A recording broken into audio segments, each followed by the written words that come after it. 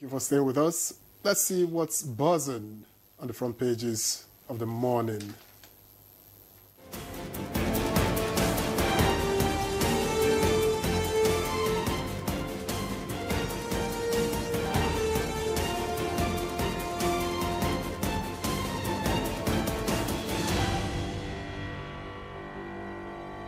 Our newspaper reviewer Chukudi Okolu Baja is in the studio. Chukudi, good morning. How are you, my dear Jumai? Victor, Good morning. I hope we make you sufficiently jealous the way we greet each other. Well, just do your 5 minutes and go. Oh my God. I'm the landlord. All right. I'll begin with the Vanguard. And the lead story here reads, operating PH refinery ahead of full turnaround, ill-informed. That's credited to the NNPCL. Rules out sale of refineries. $18 billion spent on 3 refineries, TAM, others so far. Okay? And there's a picture story of Vice President Kashim Shettima at the UN Foods Summit. Just above the nameplate, mixed reactions trail INEC's verdict on LG polls. That's on page 32. Hospital services disrupted as nurses strike enters day 3. Negotiations continue tomorrow. That's on page 8. And IDP's protests in Benue block Makurdi Lafia Road. That's on page 7. And just coming down to the bottom of the front page of the Vanguard, Presidency, ex-ADC chair Bika over alleged ministerial bribe offer is on page 32. And just a tiny, looks like a tiny story. Sports, my generation was robbed. That's credited to Patience Avery. Then Nigeria was heading for 12 trillion naira subsidy debt. That's according to the PCNGI. It's on page 8. Phantom coup. Labour Party alleges harassment of leaders. That's on page 9. And that takes us to the blueprint. And there's still that story related to the Port Harcourt refinery. NNPCL rules out sale of Port Harcourt refinery, reaffirms commitment to full rehabilitation. Indeed, and above the nameplate, Anambra, pregnant nurse murdered, body parts sold to native doctors. It's on page 9.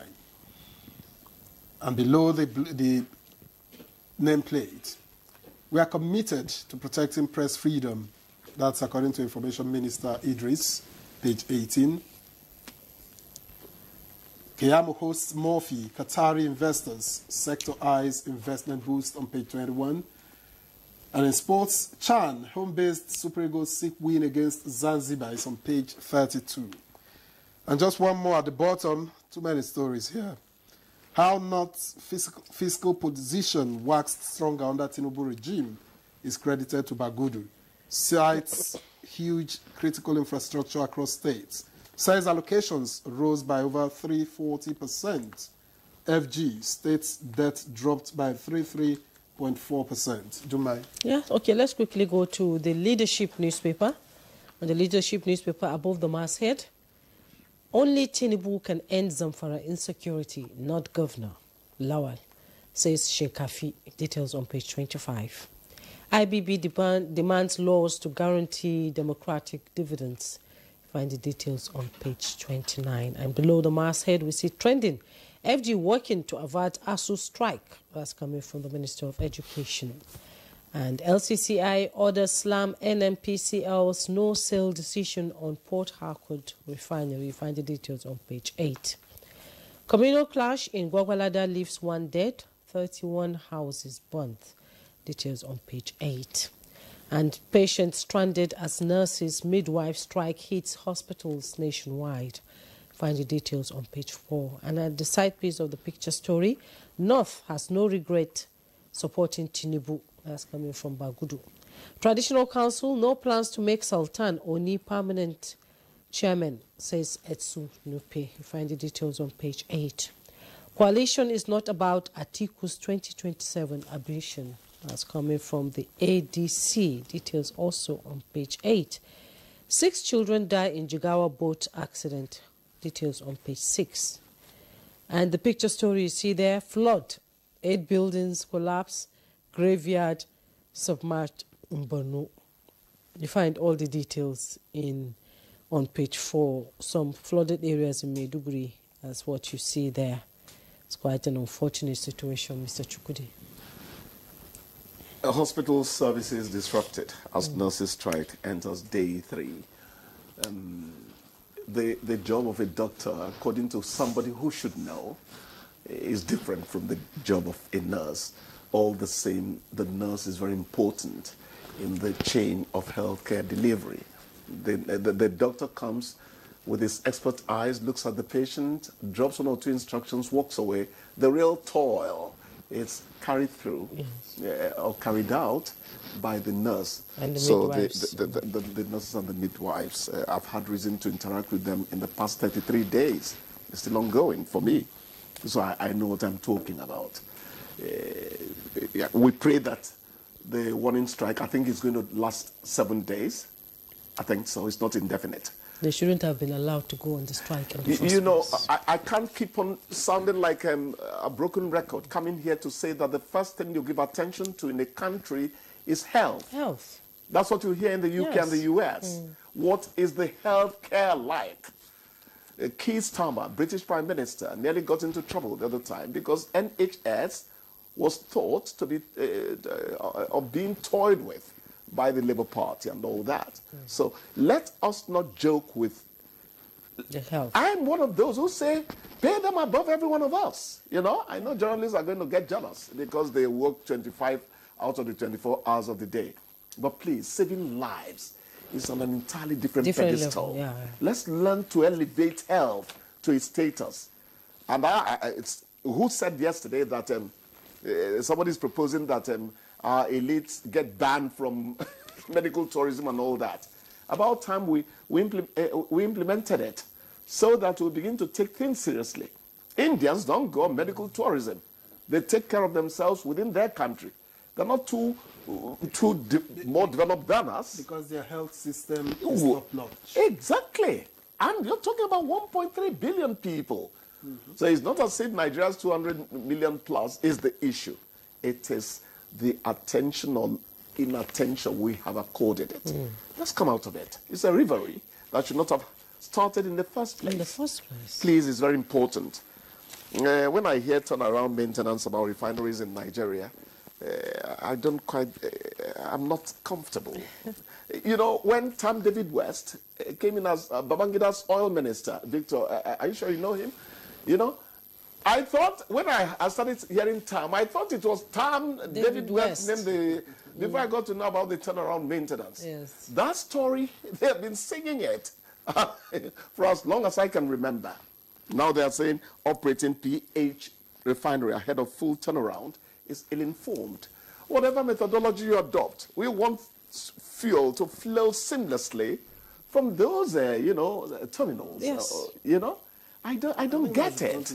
We can't keep on talking about the same thing on and on. Perhaps reduced cost. That's what will excite Nigerians. No, the cost is coming down. Cost is coming down. I actually read yesterday somewhere that the other marketers are trying to sell below Dangote price. The price war has started. Competition is everything. Remember Glo and MTN. We're on the right track, Things are coming down. It's just that we still say, however, whatever the degree of coming down we're experiencing, what comes from our pocket does not quite match the ruling prices out there. Juma should be paid more, and Victor as well. I know it will get to me, in the same vein. Okay, let's talk about the flooding in Maiduguri. It's the season. The whole country it's the season. You're getting flooded. But it's unusual in a place like Maiduguri. Yes. We don't usually have Actually, the world was on alert yesterday when they talked about a tsunami likely to have come from a far end of Russia. Because I saw the visuals. You saw it. It was going to be almost half global. Yes. But later they dropped the degree of alarm that it was sending out. it seems that nature decided to pull back a bit. Because when the elements strike, man is feeble indeed, you know. So the flood you talked about is seasonal. But the question we keep asking is, how proactive could we have been in terms of averting some of it? There are some you can't do anything about. The ice is melting and is pouring its waters onto land. So a little rain like this creates a deluge because the ice is melting.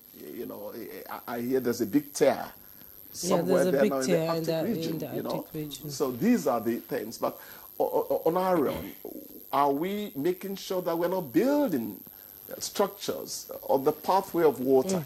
It will eventually take the building down. Water will always find its path. That's the way it is. We are not taking the climate change campaign seriously. Seriously, it's just on paper. It's mostly on paper. Not here, not anywhere. Anywhere in the world. No, and the fact that we are not... The European Union is trying to take the climate change seriously. But we are not contributing to the omission. Why are we feeling the impact? Yes, we are saying that they are the ones who are creating much of the emission, so they should compensate us really and all that. But I was going to my dear Donald Trump. His cracking and all that, the shell he wants to do and all that, it's still going on. But I think man should start taking certain things, you know, seriously. Because at the end of the day, he pays for what he has decided to ignore when he should have become a more serious person. I was telling myself, you may go and learn how to swim.